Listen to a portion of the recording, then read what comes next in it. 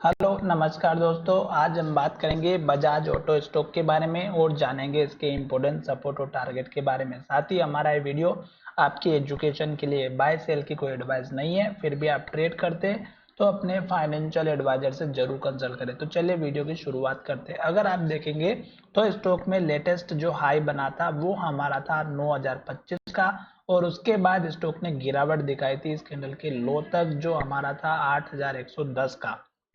अब स्टॉक ने इस हाई को ब्रेक करके एक नया हाई बनाया और स्टॉक जो है हमारा इस लेवल से ही अब नीचे की तरफ आ रहा है।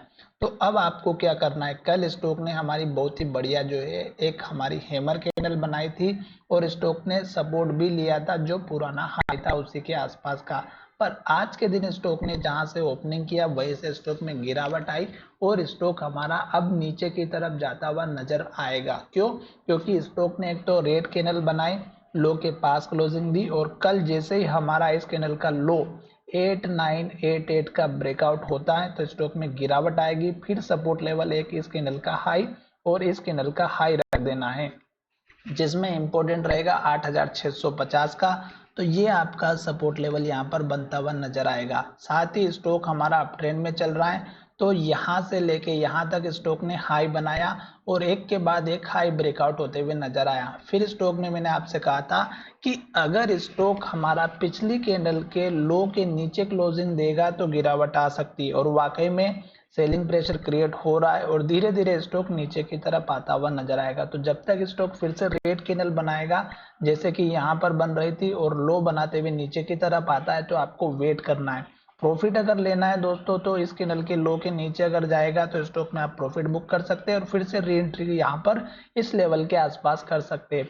रही बात सपोर्ट की, तो पहला सपोर्ट लेवल मैंने आपको यहाँ पर इस कैंडल का हाई बताया 8784 का, जो कि हमारा यहाँ पर बन सकता है। अब स्टॉक यहाँ से लॉन्ग टर्म में अप ट्रेंड में है, तो इस लो के ऊपर स्टॉक ने लो बनाया। अब आपको यहाँ पर अप ट्रेंड को अगर स्टॉक को फॉलो करना है तो एटलीस्ट लो को मेंटेन करके चलेगा और हमारी ये जो ट्रेंड लाइन है सपोर्ट की ये काम आती हुई नजर आएगी।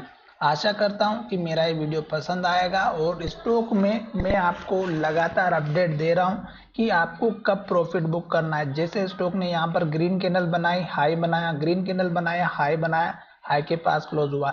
इसी तरह स्टॉक हाई बनाते बनाते यहाँ तक पहुंचा, ग्रीन कैंडल बनाए। फिर स्टॉक में देखिएगा जहां से ओपनिंग हुई वहीं से स्टॉक में गिरावट आई और स्टॉक ने लो के पास क्लोजिंग दी। तो यहाँ पर आपको वेट करना था। दूसरा, जैसे स्टॉक ने पिछली कैंडल के लो को ब्रेकआउट किया इस रेड कैंडल को और इसके नीचे क्लोजिंग दी, आप अपना प्रॉफिट बुक कर सकते थे या फिर इस कैंडल में भी बुक कर सकते थे क्योंकि स्टॉक ने क्लोजिंग लो की तरफ दिया था।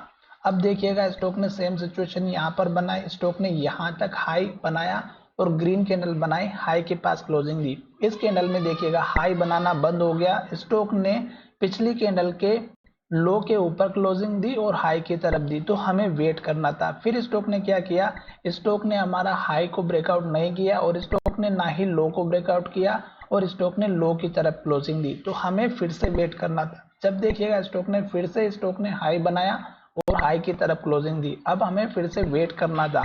जब स्टॉक ने हाई बनाना बंद किया, पिछली कैंडल के लो के नीचे क्लोजिंग दी, तो आपको इस कैंडल में अपना प्रॉफिट बुक कर लेना था। फिर स्टॉक ने क्या किया, लो बनाया, हैमर कैंडल के साथ में हाई की तरफ क्लोजिंग दी।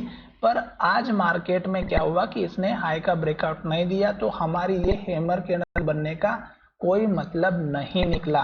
क्यों? क्योंकि ये एक तो हमारे टॉप पर बनी हुई थी और दूसरी स्टॉक ने सपोर्ट बढ़िया से लिया, पर आज स्टॉक ने क्या किया, जहां से ओपन हुआ वहीं से गिरावट दिखाई और लो के पास क्लोजिंग दे दी।